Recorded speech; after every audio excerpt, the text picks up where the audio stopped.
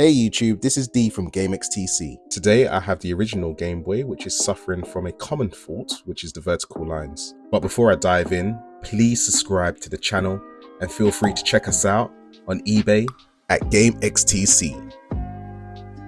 On this particular Game Boy, you can see that it has the vertical line issue on both sides of the screen, which is relatively easy to resolve. So let's switch it off, flip it over, take the game out, take the batteries out, and let's go. Now let's get to work, undo the screws and open it up. But make sure you keep the screws in a safe place because the size of the screws are different to those that are inside. Plus, you don't want to lose any. All the tools required will be noted in the description. Once you have separated the body, you then have 10 more screws that are holding the LCD display in place. But again, please remember to keep the screws in a safe place.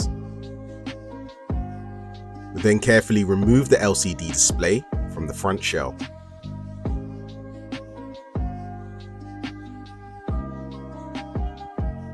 Once removed, you can put the batteries back in, game in, and fire it up. I'm doing this to make sure that nothing's been disconnected. Once I'm happy with it, turn it off and get to work. Now, for this next part, what you need to do is remove the sticky pad, which is holding down the screen. You can do this with some tweezers. Just take your time and peel it away. Pretty simple.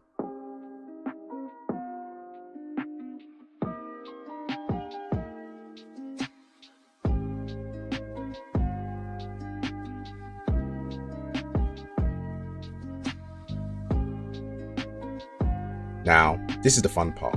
What you want to do is fire up your Game Boy and with a soldering iron, gently run the iron back and forth across the impacted area until the lines disappear. Now, the area of interest looks much like the area on the vertical cable underneath the rubber strip. I would say set your soldering iron to 500 Fahrenheit, which is 260 degrees, as this will be an adequate amount of heat to use. Now, as you can see, it may take some time for it to work, but please rest assured that this will fix the issue. So just be patient and keep going. You may even find that some of the lines start disappearing, but don't worry, they'll come back. After the repair, I switched off the Game Boy and left it to stand for 10 minutes. As you can see, the issue has been resolved and the LCD display is as good as new. Now the final hurdle is to put everything back in order. For me, I found it easier to disconnect the LCD display from the motherboard and then pull it together.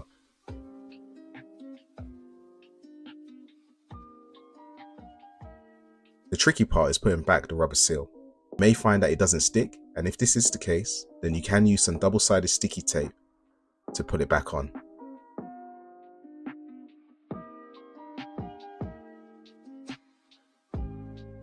Once it's finally on, you can place the LCD screen back into the housing of the Game Boy.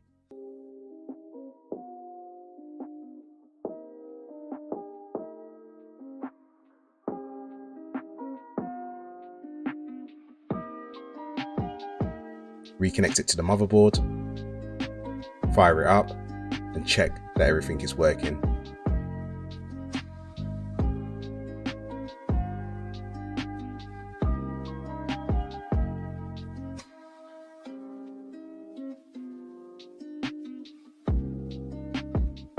Providing you're happy with it, then we can screw it back in.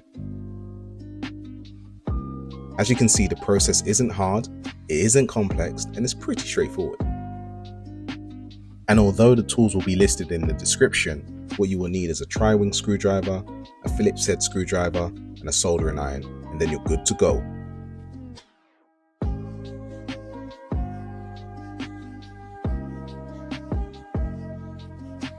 You finally screw the shell together and then fire it up.